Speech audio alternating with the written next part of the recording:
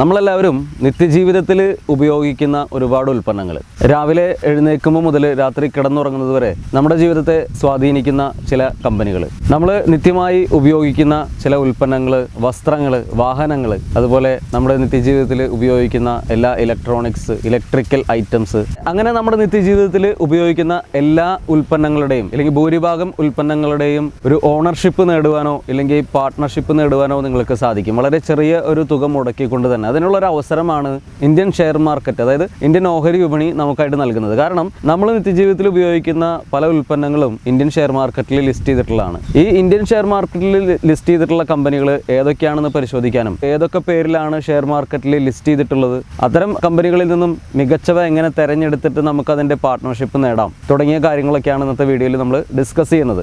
ഈ പാർട്ട്ണർഷിപ്പിനെ കുറിച്ച് നമ്മൾ പറയുമ്പോൾ എടുത്തു പറയേണ്ട ഒരു കാര്യം എന്താണെന്ന് വെച്ച് കഴിഞ്ഞാൽ, നമ്മളൊരു പുതിയൊരു കമ്പനി തുടങ്ങി ഒരു ബ്രാൻഡ് നെയിം ആക്കി മാറ്റി അത് വളർത്തിക്കൊണ്ടുവന്ന് അതിനെ വലിയ മൂല്യമുള്ളൊരു കമ്പനിയാക്കി മാറ്റിയെടുക്കാനായിട്ട് ഒരുപാട് വർഷങ്ങളുടെ പ്രയത്നം വേണ്ടിവരും. സാധാരണ ഒരു ജോലി ചെയ്യുന്ന ആൾക്കോ ഒരു ചെറിയ ഇൻകം ഉള്ള ആൾക്കോ ഇങ്ങനെ ഒരു വലിയ കമ്പനി ഉണ്ടാക്കി കൊണ്ടുവരാനോ അതിനെ വലിയൊരു ബ്രാൻഡ് ആക്കിയിട്ട് മാറ്റിയെടുക്കാനായിട്ടോ വളരെ ബുദ്ധിമുട്ടുള്ളൊരു കാര്യമാണ്. അപ്പോൾ അത്തരം സാഹചര്യത്തിൽ ഓൾറെഡി എസ്റ്റാബ്ലിഷ്ഡ് ആയിട്ടുള്ള ഒരുപാട് കമ്പനികൾ നമുക്ക് ചുറ്റുമുണ്ട്.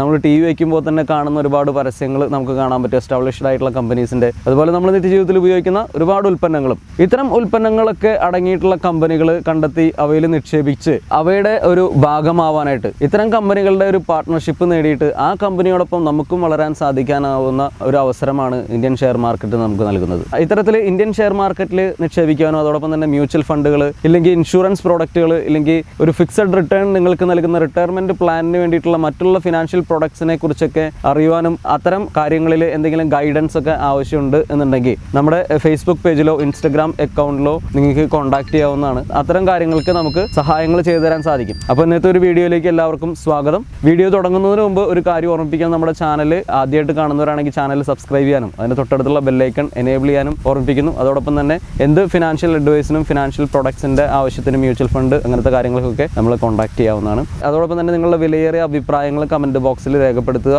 വീഡിയോ ഇഷ്ടപ്പെട്ടാൽ ലൈക്ക് ചെയ്യുക, ഇഷ്ടപ്പെട്ടില്ലെങ്കിൽ ഡിസ്ലൈക്ക് ചെയ്യുക. അപ്പോൾ വീഡിയോയിലേക്ക് കിടക്കാം.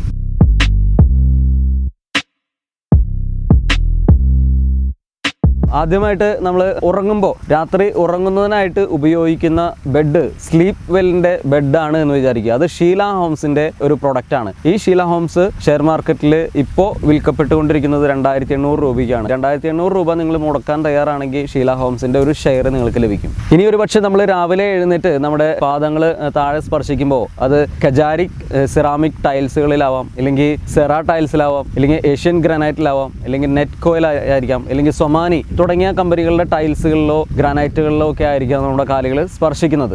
അങ്ങനെ നമ്മൾ ബെഡിൽ നിന്നും ഇറങ്ങി താഴെ ടൈൽസിലോ അല്ലെങ്കിൽ ഗ്രാനൈറ്റിലോ ചവിട്ടി നമ്മൾ മുന്നിലുള്ള ചുമരിലേക്ക് നോക്കുമ്പോൾ ആ ചുമരിൽ അടിച്ചിരിക്കുന്ന പെയിന്റുകളിൽ ഭൂരിഭാഗവും ഏഷ്യൻ പെയിൻസ് ആയിരിക്കാം, ഇല്ലെങ്കിൽ ബർഗർ പെയിൻസ് ആയിരിക്കാം, കൻസായി നെറോലക്ക് ആയിരിക്കാം, ഇല്ലെങ്കിൽ ഇൻഡിഗോ പെയിൻസ് ആയിരിക്കാം. അപ്പോൾ ഇത്തരം കമ്പനികളുടെ പെയിൻസ് ആയിരിക്കും നമ്മുടെ വീടുകളിലൊക്കെ അടിച്ചിട്ടുണ്ടാവും. അപ്പോൾ ഈ പെയിന്റ് കമ്പനികളിൽ നിന്നും ഉചിതമായവ നിങ്ങൾക്ക് തിരഞ്ഞെടുക്കാനായിട്ട് സാധിക്കും. ഇനി രാവിലെ എഴുന്നേറ്റ ശേഷം കുളിക്കാനും പ്രഭാത കാര്യങ്ങൾക്കുമായിട്ട് പോകുന്ന സമയത്ത് നമ്മൾ ഉപയോഗിക്കുന്ന ഉൽപ്പന്നങ്ങൾ കൂടുതലും കോൾഗേറ്റിൻ്റെയോ ഡാബറിൻ്റെയോ ഹിന്ദുസ്ഥാൻ യൂണിലിവറിൻ്റെയോ ഗോദ്രേജിൻ്റെയോ GSKയുടെയോ ഒക്കെ ആയിരിക്കും. പേഴ്സണൽ കെയറിൽ നമ്മൾ സ്ഥിരമായിട്ട് ഉപയോഗിക്കുന്ന കൂടുതൽ ഉൽപ്പന്നങ്ങളും നിർമ്മിച്ചിട്ടുള്ളത് ഹിന്ദുസ്ഥാൻ യൂണിലിവറാണ്.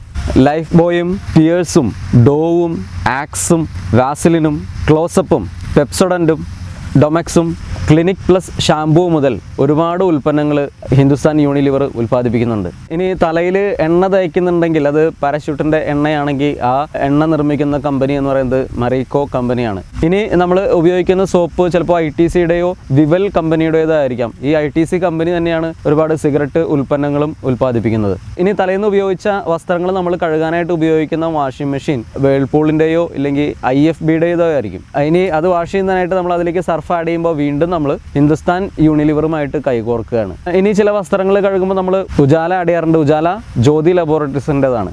ഇനി നമ്മൾ പ്രഭാത കർമ്മങ്ങൾക്കൊക്കെ ശേഷം ഒരു ചായ കുടിക്കാൻ പോവുകയാണെന്ന് വിചാരിക്കുക. ചായ കുടിക്കാനായിട്ട് നമ്മൾ ചിലപ്പോൾ ടാറ്റ ടീ ആയിരിക്കും ഉപയോഗിക്കുന്നത്, ഇല്ലെങ്കിൽ ടാറ്റയുടെ തന്നെ ഒരുപാട് ടീ ഉൽപ്പന്നങ്ങളുണ്ട്. അതിൽ പല പല ബ്രാൻഡ്സ് ഉണ്ട്. അതിൽ ഏതെങ്കിലും ഒന്നായിരിക്കാം നമ്മൾ ഉപയോഗിക്കുന്നത്. ഇല്ലെങ്കിൽ ഹിന്ദുസ്ഥാൻ യൂണിലിവറിൻ്റെ തന്നെ ലിപ്ടണോ ബ്രൂക്ക് ബോണ്ട് അടക്കമുള്ള ഉൽപ്പന്നങ്ങൾ കൂടെ നിലവിൽ അവൈലബിൾ ആയിട്ടുണ്ട്. അപ്പോൾ ഇതിൽ നിന്നും ഏതെങ്കിലും ഒരു ചായപ്പൊടിയോ കാപ്പിപ്പൊടിയോ ഒക്കെ ആയിരിക്കും നമ്മൾ കൂടുതലും യൂസ് ചെയ്യുന്നത്. ഇനി നമ്മൾ ഈ ചായ തിളപ്പിക്കുന്നത് ഒരു ഇൻഡക്ഷൻ കുക്കറിലാണെങ്കിൽ അത് ചിലപ്പോൾ ബജാജ് ഇലക്ട്രിക്കൽസിൻ്റെയോ വി ഗാർഡിൻ്റെയോ അല്ലെങ്കിൽ പ്രസ്റ്റീജിൻ്റെയോ ഉൽപ്പന്നങ്ങളിലായിരിക്കും.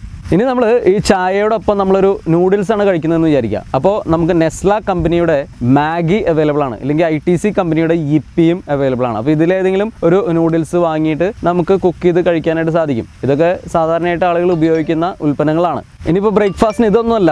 ഇപ്പോൾ ചില ആളുകൾ ഡയറ്റ് ചെയ്യുന്ന ആളുകളായിരിക്കും, അവർ ചിലപ്പോൾ ചപ്പാത്തി ആയിരിക്കും ഉപയോഗിക്കേണ്ടവ. അരി ഉൽപ്പന്നങ്ങൾ ഉപയോഗിക്കാതിരിക്കാനായിട്ട് ചപ്പാത്തി ഉപയോഗിക്കുന്ന ആളാണെന്ന് വിചാരിക്കും. ആശീർവാദ് ആട്ട നമ്മളെല്ലാവരും കേട്ടിട്ടുണ്ടാവും. ആശീർവാദ് ആട്ട എന്നുള്ളത് ഒരു ITCയുടെ പ്രൊഡക്റ്റാണ്. അപ്പോൾ നമ്മൾ ആശീർവാദ് ആട്ട വാങ്ങി ഉപയോഗിക്കുന്ന സമയത്ത് നമ്മൾ ITCയിലേക്കാണ് ആ പണം ചെന്ന് ചേരുന്നത്. ഇത്തരത്തിൽ ഉപയോഗിക്കുന്ന കമ്പനികളിൽ നമ്മൾ ഇൻവെസ്റ്റ് ചെയ്യുക വഴി നമുക്ക് നല്ല പ്രോഡക്ട്സ് ഏതാണ് നമുക്ക് തിരിച്ചറിയാനായിട്ട് സാധിക്കുമ്പോൾ അത്തരം പ്രോഡക്ട്സ് ഈ ലോകത്ത് കൂടുതൽ ആളുകൾ ഉപയോഗിക്കുന്നുണ്ട് എന്ന് തിരിച്ചറിയാൻ സാധിക്കുകയും അത്തരം കമ്പനികൾ ഫ്യൂച്ചറിൽ നേട്ടം ഉണ്ടാക്കാൻ സാധ്യതയുള്ള കമ്പനിയാണെന്ന് തിരിച്ചറിഞ്ഞിട്ട് നമുക്ക് ഇൻവെസ്റ്റ് ചെയ്യാനായിട്ട് സാധിക്കും. കാരണം നമ്മുടെ തന്നെ ഫേവറേറ്റ് ആയിട്ടുള്ള ചില കമ്പനികളിലായിരിക്കും നമ്മൾ ഇൻവെസ്റ്റ് ചെയ്തിട്ടുണ്ടാവുക, നമ്മുടെ നിത്യോപയോഗത്തിന് നമ്മൾ ഉപയോഗിക്കുന്ന ചില ഫേവറേറ്റ് ആയിട്ടുള്ള കമ്പനികൾ. അപ്പോൾ അതുപോലെ തന്നെ ഈ പ്രൊഡക്ട്സ് തന്നെ ഫേവറേറ്റ് ആയിട്ടുള്ള മറ്റുള്ള ഒരുപാട് ആളുകളുണ്ടാവും. അത്തരം ആളുകൾ ഈ കമ്പനിയുടെ പ്രൊഡക്ട്സ് വാങ്ങുന്നത് വഴി കമ്പനിയുടെ വളർച്ചയാണ് മുന്നിൽ കാണുന്നത്. അപ്പോൾ അതുകൊണ്ട് തന്നെ അതിൽ നിന്നും ഭാവിയിൽ വളർച്ച നേടിത്തരാൻ സാധ്യതയുള്ള കമ്പനികളിൽ ഇൻവെസ്റ്റ് ചെയ്യാനായിട്ട് സാധിക്കും. ഇനി നമുക്ക് എണ്ണ ഉപയോഗിക്കേണ്ടതായിട്ട് വരും. എണ്ണ ഉപയോഗിക്കേണ്ടി വരുന്ന സമയത്ത് നമ്മൾ അദാനി വിൽമറിൻ്റെ ഫോർച്യൂൺ ആയിരിക്കാം ഉപയോഗിക്കേണ്ടാവുക, അല്ലെങ്കിൽ രുചി ബ്രാൻഡ്സിൻ്റെ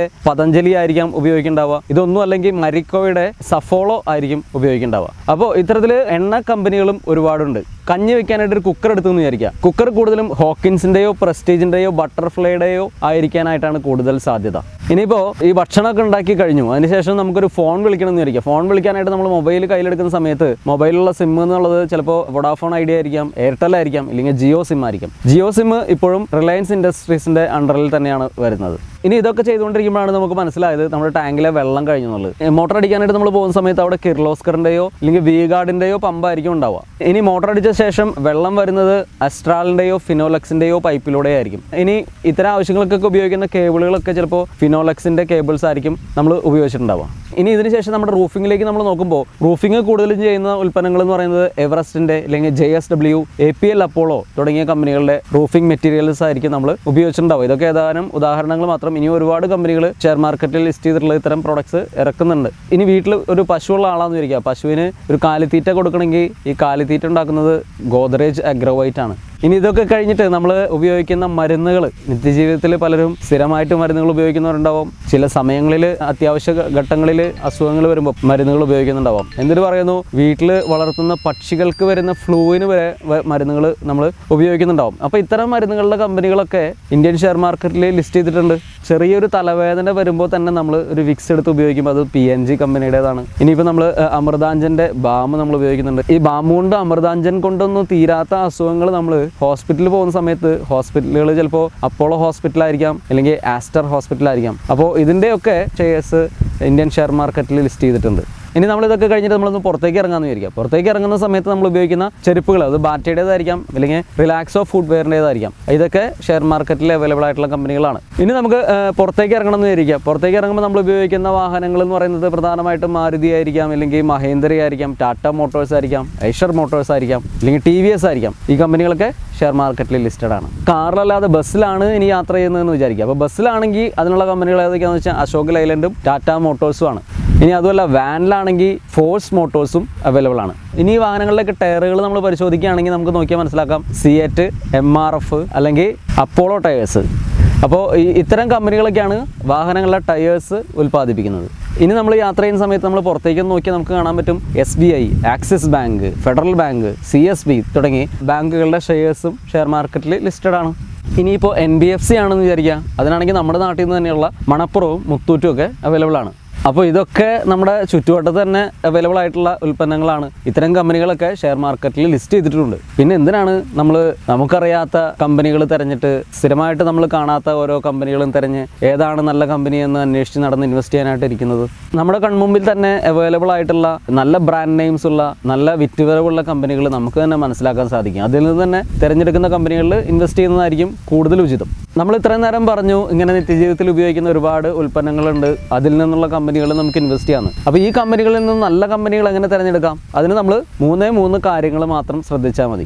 ഈ 3 കാര്യങ്ങൾ ഏതാണെന്ന് നമുക്ക് നോക്കാം. അതിലൊന്നാമത്തേതെന്ന് പറയുന്നത് നമ്മൾ നിക്ഷേപിക്കാൻ ഉദ്ദേശിക്കുന്ന കമ്പനിക്ക് കടമുണ്ടായിരിക്കരുത്, ഇല്ലെങ്കിൽ വളരെ ചെറിയ പെർസെൻറ്റേജ് ഓഫ് കടമായിരിക്കണം ഉണ്ടായിരിക്കേണ്ടത്. അതായത് ടോട്ടൽ മൂല്യത്തിൻ്റെ വളരെ ചെറിയ ശതമാനം 0.1% ഇല്ലെങ്കിൽ ലെസ് ദാൻ 1% കടബാധ്യത മാത്രമുള്ള കമ്പനികളിൽ തിരഞ്ഞെടുത്ത് നമ്മൾ നിക്ഷേപിക്കാനായിട്ട് ശ്രദ്ധിക്കണം. രണ്ടാമത്തേതെന്ന് പറയുന്നത് മാനേജ്മെൻറ്റ് ക്വാളിറ്റിയാണ്. അതിലൊരു കോംപ്രമൈസ് ഉണ്ടായിരിക്കരുത്. നല്ല മാനേജ്മെൻറ്റ് നമുക്ക് കെട്ടറിവുണ്ടാവും, നമ്മൾ ന്യൂസുകൾ കാണുന്നുണ്ടാവും, നമ്മൾ ന്യൂസ് പേപ്പേഴ്സിൽ വായിക്കുന്നുണ്ടാവും. അങ്ങനെയൊക്കെ നല്ല ക്വാളിറ്റിയുള്ള മാനേജ്മെൻറ്റുള്ള കമ്പനികളെ നമുക്ക് തിരിച്ചറിയാനായിട്ട് സാധിക്കും. ഇപ്പോൾ പല പല വികാരങ്ങളുണ്ടാവും നമുക്ക്. ചിലപ്പോൾ കൺട്രിയെ സഹായിക്കുന്ന ഇല്ലെങ്കിൽ കൺട്രിക്ക് ഒരു ആവശ്യം വരുമ്പോൾ, നമ്മുടെ രാജ്യത്തിന് ഒരു ആവശ്യം വരുമ്പോൾ അതിനോടൊപ്പം നിൽക്കുന്ന ഒരു ബിസിനസ്മാനെയാണ് നിങ്ങൾ ആഗ്രഹിക്കുന്നതെന്നുണ്ടെങ്കിൽ, നിങ്ങൾ ഇഷ്ടപ്പെടുന്നുണ്ടെങ്കിൽ ചിലപ്പോൾ ടാറ്റയെ നിങ്ങൾ ഇഷ്ടപ്പെട്ടേക്കാം. അല്ലെങ്കിൽ അതുപോലെ മറ്റുള്ള മാനേജ്മെൻറ്റ് ക്വാളിറ്റി, ഏത് കടബാധ്യതയിൽ നിന്നും കമ്പനിയെ വരുവാൻ സാധിക്കുന്ന രീതിയിൽ ക്വാളിറ്റിയുള്ളൊരു മാനേജ്മെൻറ്റ് ഉണ്ടായിരിക്കുന്ന ഒരു കമ്പനി ആയിരിക്കണം നമ്മൾ തിരഞ്ഞെടുക്കേണ്ടത്. മൂന്നാമത്തേതായിട്ടുള്ളതെന്നുള്ളത് സ്കെയിലബിലിറ്റിയാണ്. അതായത് അനന്തമായിട്ട് വളരാനായിട്ടുള്ള സാധ്യതയുള്ള